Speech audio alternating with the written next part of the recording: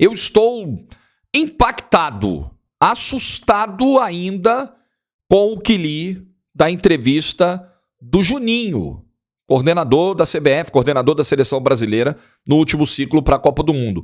Porque eu sei da complexidade de gerir um grupo com 20 e 30 pessoas. Realmente não deve ser uma tarefa fácil. Eu acho que é uma habilidade rara, inclusive. Poucos profissionais têm essa competência. Eu mesmo, para gerir um grupo como esse, eu dificilmente conseguiria ter o êxito que grandes profissionais têm. Agora, eu observo que, assim, tem temas que são muito delicados ali, cara. Regalias. Pô, como é que você vai explicar para um grupo que o fulano pode e o que os outros não podem? O aspecto humano. Poxa, será que a gente tem que sempre colocar o lado profissional à frente de tudo? Pô, tem trechos dessa entrevista do Juninho aqui que me assustaram. E a gente vai ter que falar sobre isso aqui no vídeo. Não é possível que a antiga comissão técnica da Seleção Brasileira tenha vendido para o público uma imagem que talvez fosse diferente do que acontecia no dia a dia, em algumas tomadas de decisão do dia a dia. Pô, peraí. Então, vamos entrar nesse assunto já já. Antes, eu peço o seu like no vídeo, peço para você se inscrever no canal, peço para você deixar o sininho das notificações ativado para a gente bater os 110 mil inscritos, acho que essa semana já bate. E no Telegram, tô te esperando, o link está na descrição deste vídeo, outro espaço para a gente estar junto. Coisas rápidas antes do tema de hoje. No vídeo da segunda, resumo da rodada, eu prometi no início do vídeo, olha, quando eu falar de Grêmio e Botafogo, eu vou falar da história do pênalti. Chegou lá, eu esqueci.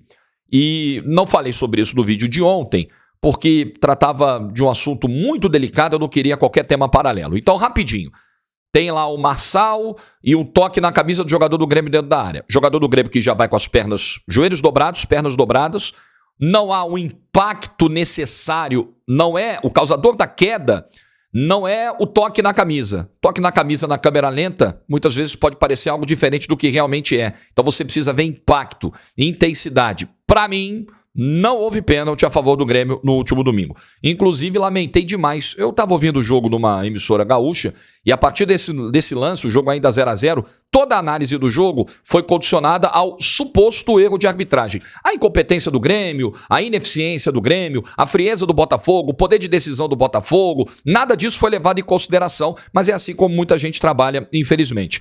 Ponto 2. Jorge Igor responde. Muita gente me perguntando, o quadro vai voltar? O quadro não vai voltar? Vai. E vai continuar sendo aos domingos. Mas a minha ideia é fazer um negócio diferente. Eu quero fazer 2 vídeos no domingo. No domingo, meio-dia, sai o vídeo normal, com algum tema, né, do dia. E à noite vai sair o vídeo do Jorge Igor Responde.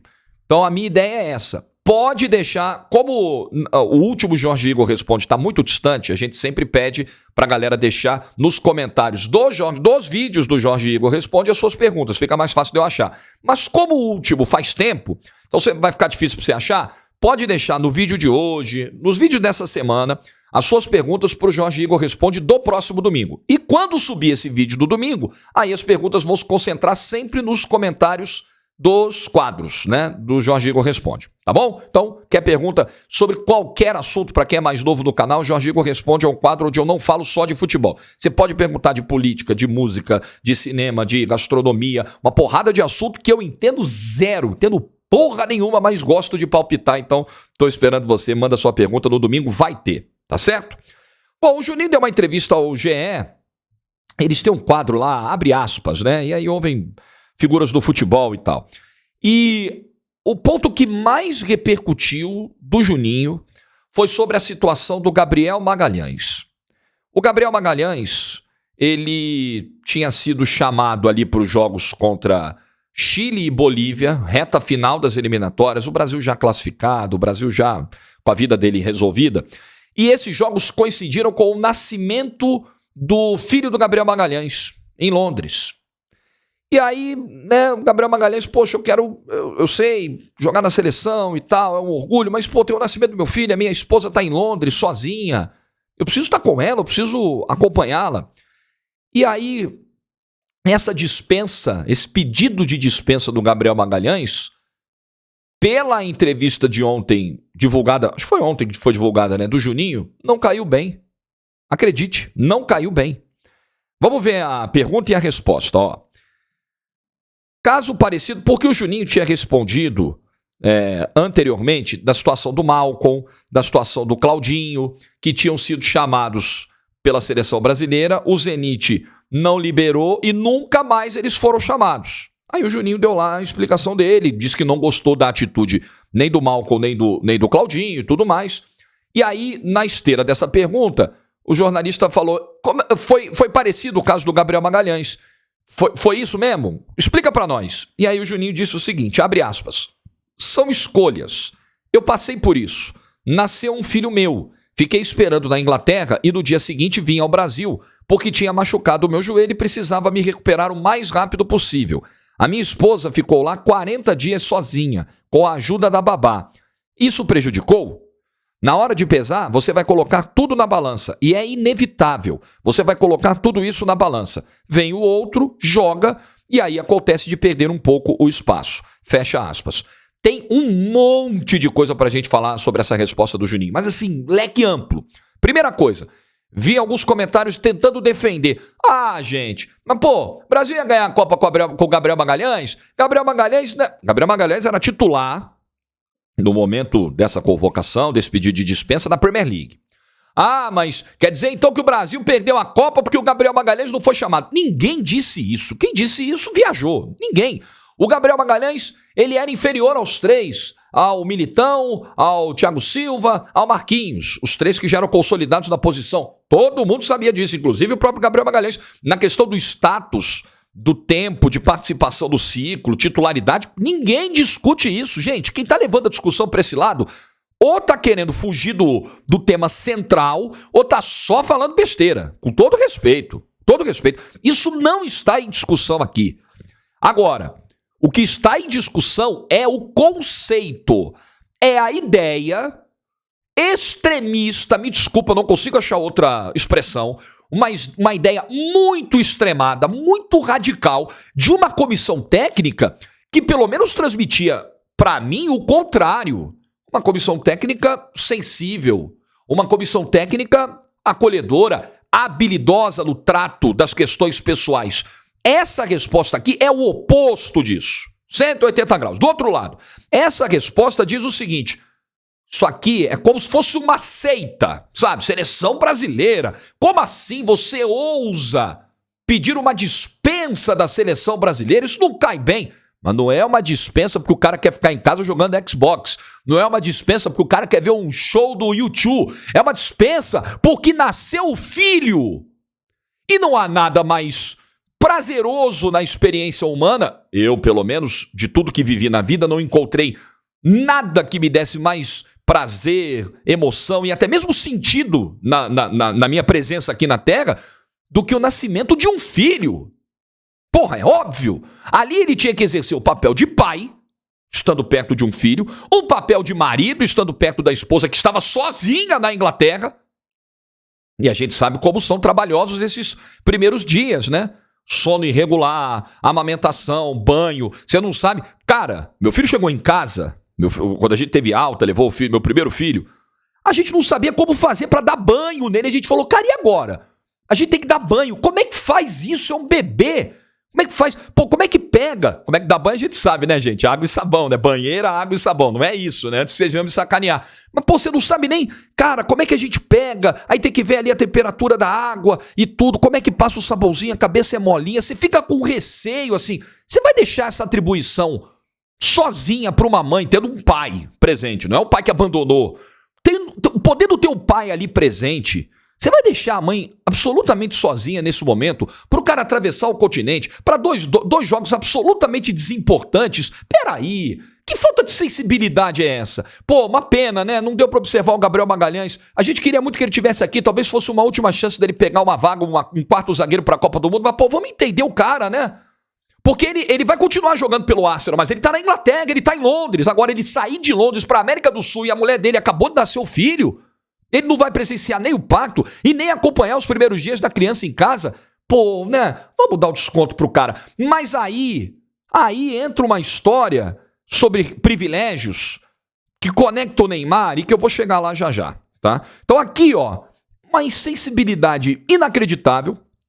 Aí ele fala assim, pô, vem outro, joga bem, e aí o cara perde espaço. Ou seja... Se por uma eventualidade um jogador não pode estar naquela data FIFA, aí vem outro.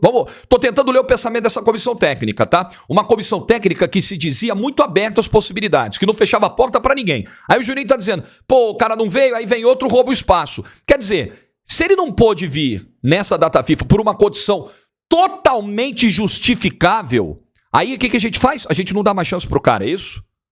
É o que o Juninho tá dizendo. Uma oportunidade que o cara não pode vir, acabou. Acabou pro cara, porque vai chegar outro.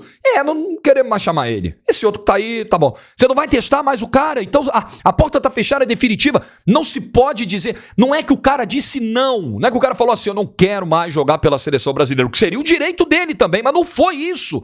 Por favor, só dessa convocação, meu filho tá nascendo. Aí, isso por si só arruína qualquer possibilidade do cara ser chamado pra seleção brasileira. Que história é essa? Isso aqui é uma seita? Ou é uma seleção onde tem que jogar os melhores, onde você tem que estar ali com o espírito, né?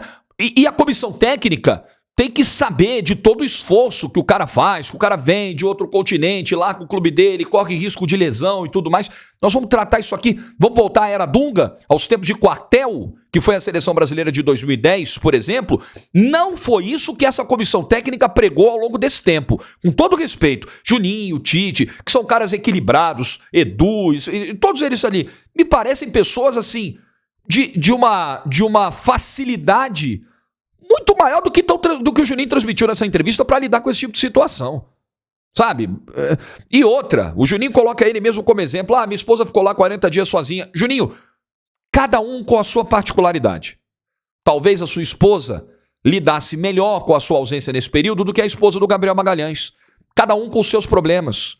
Cada um com a sua complexidade da gravidez.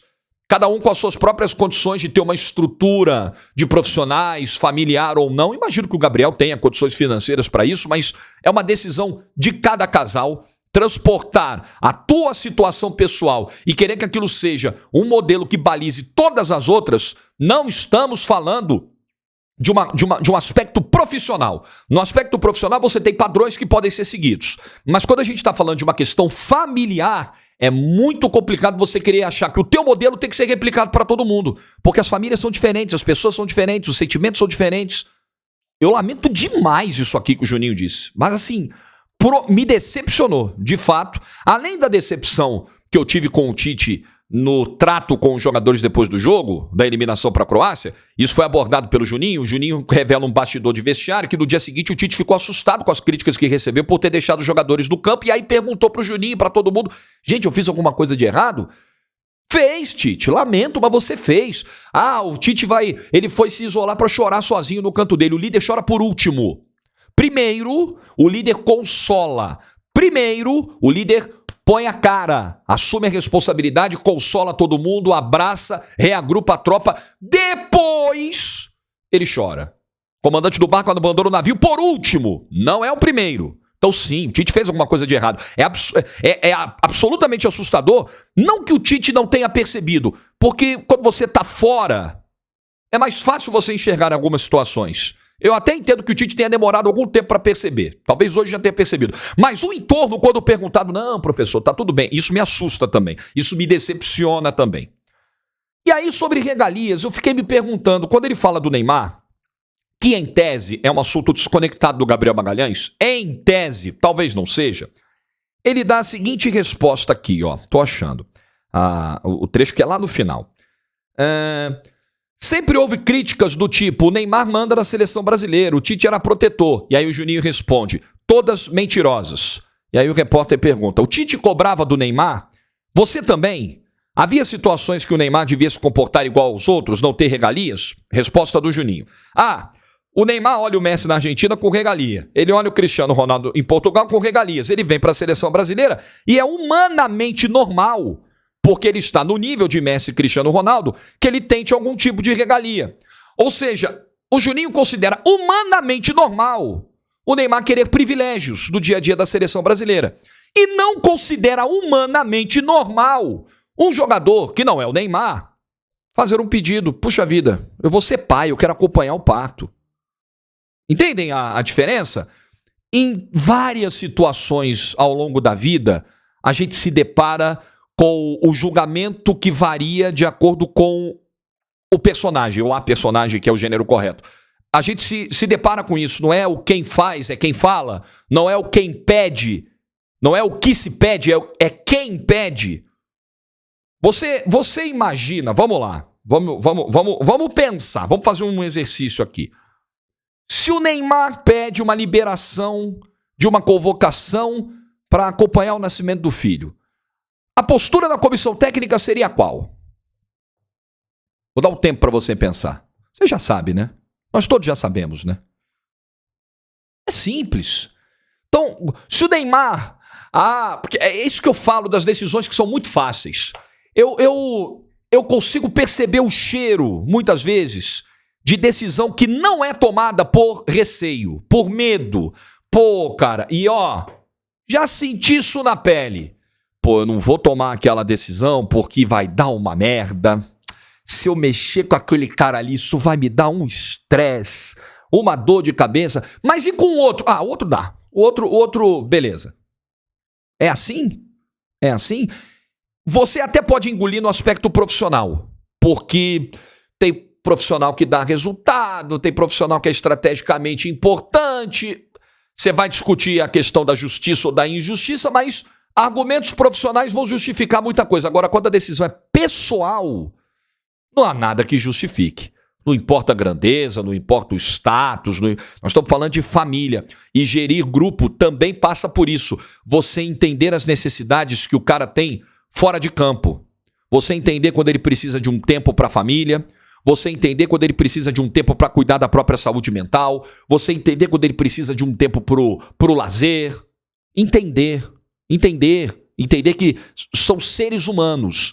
Eles precisam dar resultados como, entre aspas, máquinas, mas precisam ser tratados como, sem aspas, seres humanos. E essa é uma atribuição primordial de uma comissão técnica, de alguém que cuida de pessoas. Atletas são, antes de serem atletas, pessoas. E talvez isso aqui mostre um pouco como o discurso externo da comissão técnica da seleção brasileira, ele beirava a perfeição, mas essa comissão cometia muitos erros no seu dia a dia. E não foi esse o erro que culminou na eliminação para a Croácia. O Brasil não saiu por isso, mas é um erro que eu considero grave e que pode estar mostrando uma cultura dentro do ambiente de seleção que tomara que seja quebrada daqui para frente com o Ancelotti, com o Diniz, com quem quer que seja. Essa coisa de a seleção brasileira é a pátria de chuteiras, é uma missão servir a seleção brasileira. Vamos baixar um pouquinho essa intensidade, para não deixar a coisa virar o fanatismo cego, porque hoje a gente tá nessa era fanática, ultra, mega fanática, para tudo é 8 ou 80. É um orgulho servir a seleção brasileira, mas a seleção brasileira jamais, em tempo algum, pode estar na frente de uma questão tão importante na vida de um ser humano quanto, por exemplo, o nascimento de um filho. Concordam? Discordam? Deixem nos comentários. Boa quarta-feira para todo mundo. Juízo. Se ficou até o fim do vídeo, like e tchau.